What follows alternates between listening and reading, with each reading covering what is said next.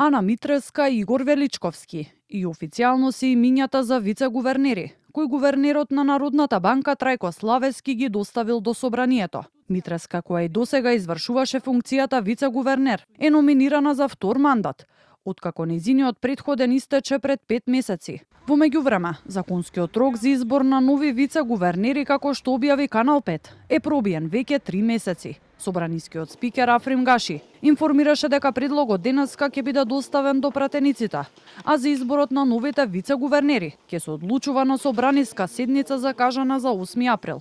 Потценувачкиот и арогантен однос на Славески, кој наместо да одговори на прашањата на Канал 5 дали чувствува одговорност за задоцнетата одлука, ја обвини телевизијата за тенденциозност, предизвикани за реакции од повеќе институции, новинарски здруженија и синдикати, меѓу кои денеска и од Агенцијата за аудио и аудиовизуелни медиумски услуги. И од таму патија апел јавните функционери да покажат соодветна почит кон медиумските работници.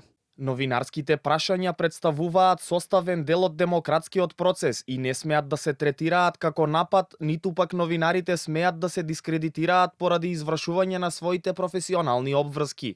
Носителите на јавни функции имаат обврска да демонстрираат високо ниво на политичка култура, одговорност и професионалност, со што придонесуваат кон зајакнување на довербата на граѓаните и медиумите во институциите. Ова е особено значајно имајќи ја предвид нивната улога во обезбедувањето транспарентност и отчетност кон јавноста. Соопштија одавну.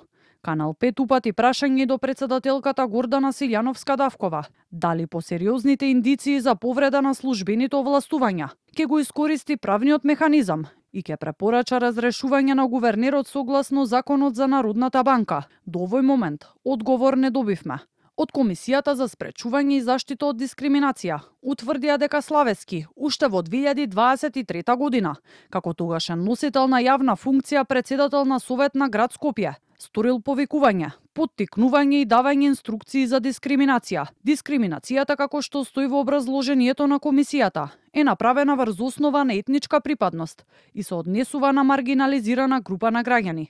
Индициите со кои сега се доведени во прашање неговото работење како вице-гувернер и примената на Законот за Народната банка ќе бидат разгледани на следниот колегиум на ДКСК. Се чека и дали обвинителството ќе отвори предмет, откаде најавија дека доколку бидат утврдени елементи на кривично дело, соодветно ќе постапат согласно нивните надлежности.